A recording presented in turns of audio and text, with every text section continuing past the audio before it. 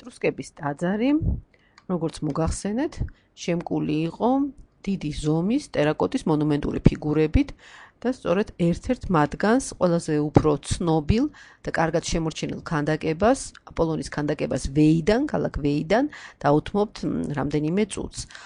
აპოლონის ქანდაკება არის ნიმუში ეტრუსკების კერამიკის ხელოვნებისა. ითვლება, რომ ეტრუსკელებმა კორინთოელებისაგან, ბერძნებისგან ისწავლეს კერამიკის ხელოვნება, რომელმაც ძველი წელთაღრიცხვის მე-7-მე-6 საუკუნეებში სრულყოფილებას მიაღწია. ეს ქანდაკება იყო სკულპტურული ჯგუფის ნაწილი, რომელიც ამკობდა ეტრუსკების ტაძრის სახურავის აკროტერიუმებს და გადმოგვცემდა პლასტიკურ სახეებში ჰერაკლესა და აპოლონის დავას ოქროს რქიანი ირმისათვის. თურმე, როგორც ირკვევა, ჯგუფში ჰერაკლესა და აპოლონის გარდა, ასევე არტემიდე და ჰერმესი შედიოდა, ნაპოვნია ჰერმესის თავის ფრაგმენტი, ირმის ტანი და არტემიდეს ფრაგმენტი. სწორედ არტემიდეს ცხოველი იყო ირემი. სინათლისა და ხელოვნების ეს ახალგაზრდა მშვენიერი ღვთაება გადმოცემულია როგორც ესეთი განვითარებული მუსკულატურიანი, საკმაოდ ათლეტური ახალგაზრდა ჭაბუკი, რომელსაც ესეთ ფართო ნაბიჯით, წინ მიისწრაფვის და საკმაოდ დინამიურ მოძრაობაშია გადმოცემული. ამ ფოტოსაც ჩანს თუ როგორ კარგად აგებდნენ ეტრუსკები ადამიანის ფიგურას, ანუ ეს ანტიკური ხელოვნების ტრადიციების გაგრძელებას ვხედავთ. საკმაოდ მკვრივი სხეული კარგად იკითხება თხელი ქსოვილის ქვეშ. მიაქციეთ ყურადღება ეს დაკუნთული ფეხები, მოდით ვნახოთ უფრო ახლოს. ნახეთ როგორი არაჩვეულებრივად კარგად არის გამოძერწილი სახე, ეს ძლიერი კისერი როგორ გადადის ნაზად მხრების ხაზში, მხრების ფორმაში, როგორ დეკორატიულად არის გათამაშებული თმის ნაცნული ნაცნავებივით, როგორ ეფინება მხარს, როგორ ავარაყებს ზედა მხრიდანაც ამ ჭაბუკის მშვენიერ სახეს. რა თქმა უნდა, აქაც პორტრეტულობაზე ლაპარაკი არ შეიძლება, ეს არის საკმაოდ პირობითი, გაიდეალებული სახე და ერთი შეხედვითაც ალბათ გაგახსენდებათ არქაული ბერძნული ქანდაკება. მიაქციეთ ყურადღება სახის ნაკვთებს, ესეთი დიდრონი, ნუშისებური თვალები, რომელთაც ნახეთ, ქვედა და ზემო ქუდზე და ქუთუთო სხვადასხვა ფორმისა, ამიტომ რაღაც თავისებური გამომეტყველება იქნება, როგორ არის წინ წამოწეული, ეს თვალებს ეფარება შუბლის ძვალი, ნახეთ ეს წარბის ხაზი, ნახეთ ჩtildeა აქ ჩაწოლილი, შუბლის ხაზი გრძელდება ამ სწორი ცხვირის ხაზში, ფორმაში, ნახეთ ლოყის ნაწილი ტუჩების გარშემო, ნიკაპი ცხვირსა და ტუჩს შორის ადგილი როგორ კარგად არის ფორმები გამოყვანილი. საინტერესოა, რომ სწორედ ეს არქაული ღიმილის თავისებური ეტრუსკული ვერსიაა აქ მოცემული, საკმაოდ მსუქანი დიდი ბაგეები გაპობილია ამ ღიმილში, არა, ბოლოებაწეული ესეთი ტიპიური ბაგის გადმოცემის სქემა. გახსოვთ ალბათ ჯერ კიდე კლასიკური ბერძნული კუროსებისგან, მაგრამ კუროსებისგან განსხვავებით აპოლონი, ეტრუსკული აპოლონი არის შემოსილი. ეხლა ორიოდე სიტყვით მინდა შევჩერდე თვითონ ტექნიკის თავისებურებაზე. ტერაკოტის თავისთავად მასალა განსხვავდება ცხადია ქვისაგან, ძალიან თავისებური თვისებებით ხასიათდება და ასეთი მონუმენტური ტერაკოტის ფიგურის შექმნა ტექნიკურად რთული ამოცანაა, მაგრამ ამ ტექნიკურ სირთულეებს მშვენივრად ართმევდნენ თავს ეტრუსკი გამოცდილი ოსტატები. ასეთი დიდი ზომის ქანდაკების შექმნისას ის შემქმნელებს ძალიან კარგად უნდა სცოდნოდათ, ძალიან გაწაფულები უნდა ყოფილიყვნენ, ძალიან კარგად უნდა სცოდნოდათ გამოწვის ტემპერატურა, ამ რეგულაცია, გამოწვის ხანგრძლივობისა, იმიტომ რომ თიხა ძალიან მალე არ უნდა გამომშრალიყო, თორე სიმყიფეს შეიძენდა და ხედავთ აქ დაზიანების გამო ჩანს თუ რამ სისქეა თვითონ თიხის ფენა, კეთს უწოდებენ ამ თიხის სისქეს, ხედავთ საკმაოდ სქელია და სწორედ საკუთრივ აი თიხის შემადგენლობა, მისი გამოწვის რეჟიმი, მისი გამოშრობის ზედმიწევნით კარგად გამოთვლა იყო აუცილებელი იმისათვის, რომ ქანდაკება გამოსულიყო მყარი, მდგრადი, იმიტომ რომ მოგეხსენებათ, ეს არ იყო 1 და 2 წლისთვის შექმნილი გამოსახულება და არ დაგვავიწყდეს, რომ შენობაში კი არ იყო ეს ქანდაკებები განთავსებული, არამედ იყო სახურავზე და იყო სრულიად დაუცველი კლიმატური ზეგავლენისგან არ იყო დაცული. ამიტომ უნდა ყოფილიყო ძალიან მტკიცე, რაც სწორედ ტექნოლოგიური პროცესს უნდა უზრუნველეყო. და როგორც ხედავთ, აი დღევანდელ დღემდე მოაღწია ამ ქანდაკებამ, ანუ გარდა საკუთრივ მხატვრული ესეთი ღირსებებისა, უნდა ითქვას ტექნიკურ ოსტატობაზეც ეტრუსკი ოსტატებისა. საგულისხმოა, რომ გარდა საერთო ნიშნებისა, ეტრუსკების ქანდაკებას ბერძენთა არქაული ქანდაკებისაგან ანსხვავებს კიდევ ერთი საგულისხმო ნიშანი.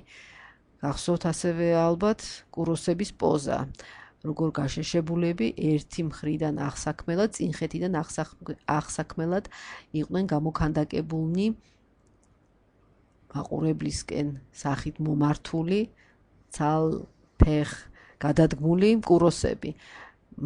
მათგან განსხვავებით ვხედავთ, რომ ეს აპოლონი ძალიან დინამიურ, წინსწრაფულ მოძრაობაშია გადმოცემული და აშკარაა, რომ მოქანდაკემ ცოცხალი დაკვირვების შედეგად შექმნა ასეთი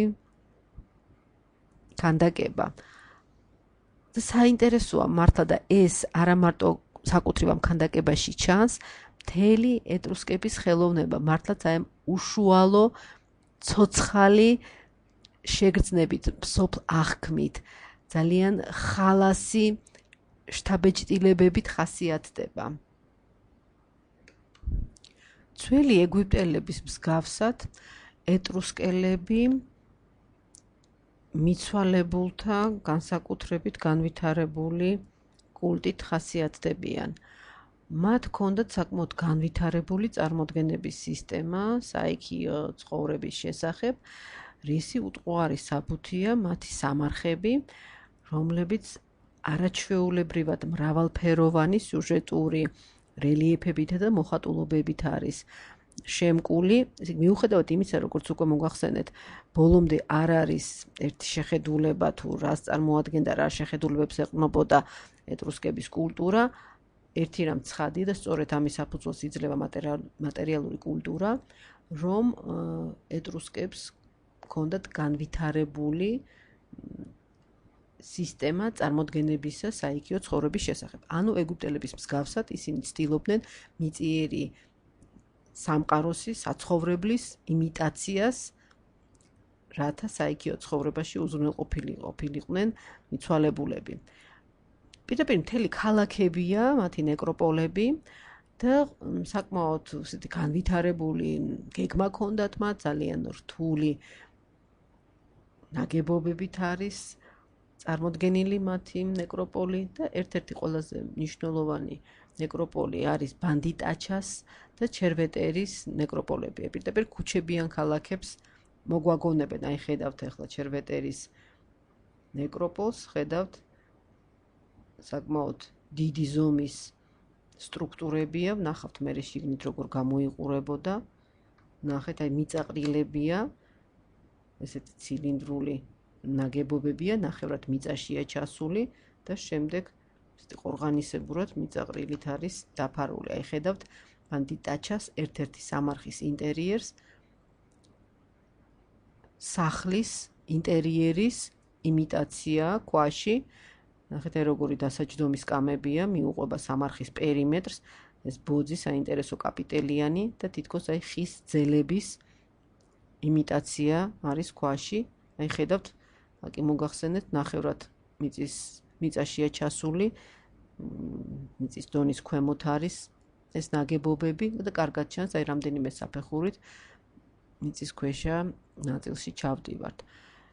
ეტრუსკი მხატვრები საკმაოდ დაოსტატებულები იყვნენ და ცდილობდნენ გადმოეცათ სამარხების კედლებზე ადამიანის ცხოვრების სხვადასხვა ეპიზოდები, რაც დამახასიათებელი იყო მიცვალებულის მიწიერ საქმიანობასთან, ცხოვრების ყაიდასთან. აქ შევხვდებით ეტრუსკების ცხოვრების სხვადასხვა მხარეს. იქნება ეს გნებავთ ნადიმი, ნადირობა, სხვადასხვა რიტუალი და სწორედ ერთ-ერთ ფრესკულ მოხატულობას ვხედავთ ახლა, რომელიც ამკობდა სამარხის კედელს. აქაც საკმაოდ აშკარად არის კავშირი ბერძნულ ხელოვნებასთან, საკუთრივ ბერძნულ ლარნაკების მოხატულობასთან. ეს არ არის კონკრეტული ისტორიის გამომსახველი კომპოზიცია, ანუ მიცვალებულის ცხოვრების რომელიმე კონკრეტული ეპიზოდი.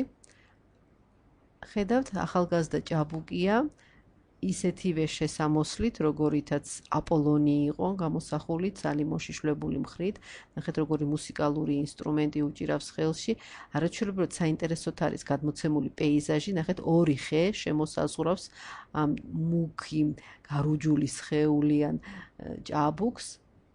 აშკარად განსხვავებული ჯიშის მცენარეებია, ხეებია გადმოცემული.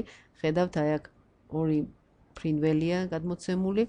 საკმაოდ ისეთ იდილიური პეიზაჟია, ადრე გაზაფხულს მოგვაგონებს ალბათ და ხედავთ აი ამ ღია ფერის ფონზე, როგორ მეტყველად იკითხება აი ამ ჭაბუკის სილუეტი, მისი საკმაოდ მოქნილი, ახალგაზრდა სხეული, ისეთ რელიეფს მოგვაგონებს გარკვეულწილად.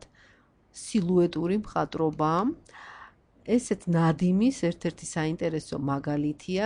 ჩვენ შეგვიძლია ვიქონიოთ წარმოდგენა, თუ როგორი კოსტიუმები ჰქონდათ ეტრუსკებს, როგორი ჭურჭელი. ცხადი ეს არის საზოგადოების შეძლებული ფენა, მაღალი გაბატონებული ფენა და ალბათ ბერძნულ ხელოვნებასთან მსგავსება, გნებავთ ჭურჭლის მოყვანილობა, გნებავთ ეს ბერძნულ პროფილს რომ უძახიან, სანდლებს მიაქციეთ ყურადღება, ასევე ბევრი საერთო აქვს ასეთ დეტალებშიც, არა მარტო ზოგად ესთეტიკურ მხატვრულ მიდგომაში, არამედ ესეთ დეტალებში, შეიძლება ცხოვრების სტილშიც ბერძნულ სამყაროსთან, ბერძნულ ტრადიციასთან ბევრი საერთო აღმოვაჩინოთ.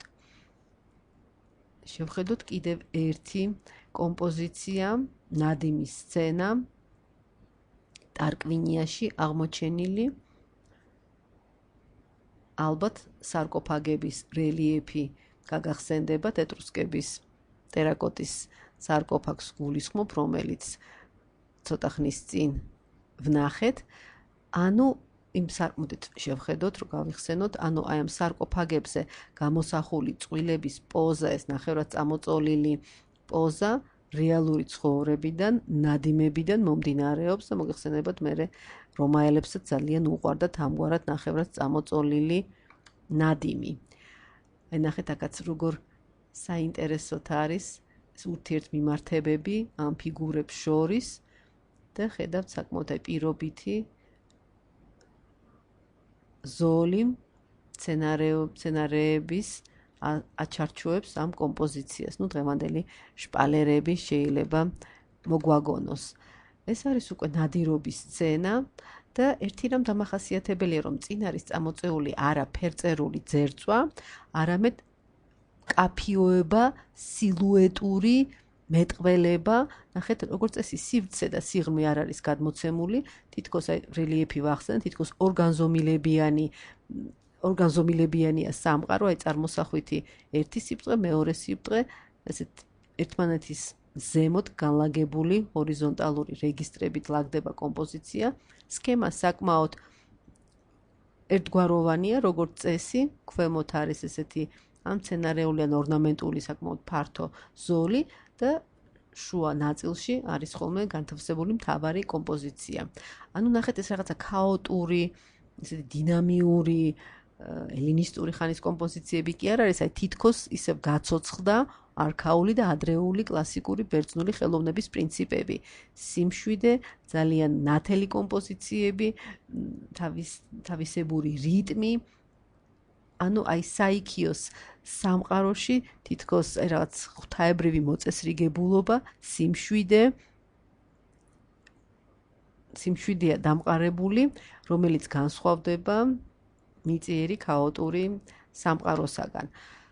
გავეცანით ესე იგი ჩვენ არქიტექტურას ეტრუსკების, გავეცანით მონუმენტურ მხატვრობას, გავეცანით მათ ტერაკოტის პლასტიკას და არის ერთი კიდევ ძალიან მნიშვნელოვანი, ძალიან თვითმყოფადი დარგი, რომელშიც ძალიან გაწაფულები იყვნენ ეტრუსკი მხატვრები, ეს არის ბრინჯაოს ჩამოსხმა, ბრინჯაოს პლასტიკა.